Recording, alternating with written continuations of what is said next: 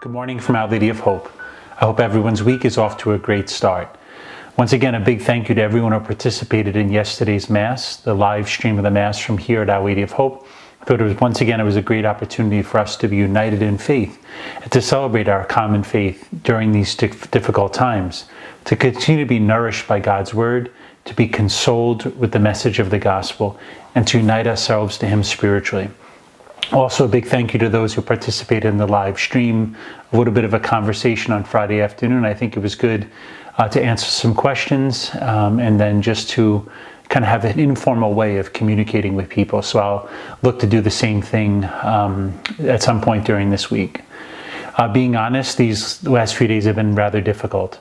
On Friday afternoon, we as the priests of the Diocese of Brooklyn came to find out that one of our brother priests, Father Jorge Ortiz, had lost his life. He died because of the complications of COVID-19. He's the first priest in the United States to die because of this illness. And there are several other of our priests who are also struggling and hospitalized at this time. So it's a very eye-opening experience to be hit with that news and to really drive home the reality of the dangers that we're facing. And then after several days of my mom dealing with some symptoms, they kind of increased quickly, and she was brought to the hospital on Saturday.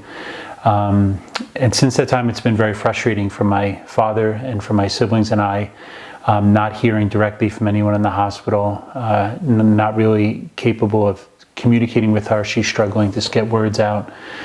So it's been very painful. I think this is the first time that I'm experiencing fear because of the illness, and maybe that's something you're feeling as well.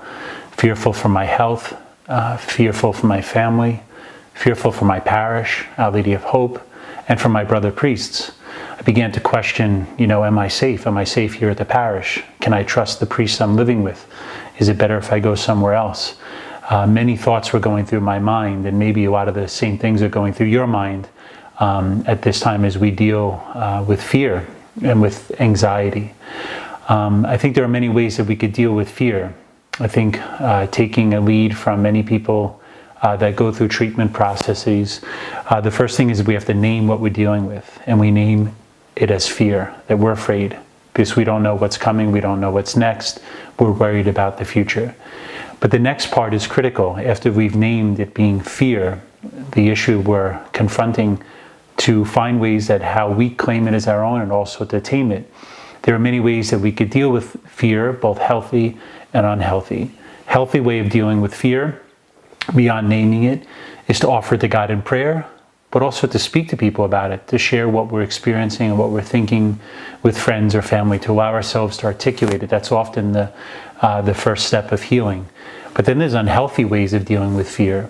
We could turn to alcohol, we could turn to drugs, we could turn to food, and many other things that could bring us further harm. So we have to be attentive now with how we're dealing with our emotions, how we're responding to these challenging times. Are we approaching them with faith and with courage, or are we allowing them to kind of lead us and to dictate the course of our lives? I think it's important for us to hear clearly the words of Christ, the often repeated words of Christ after His resurrection, "Be not afraid."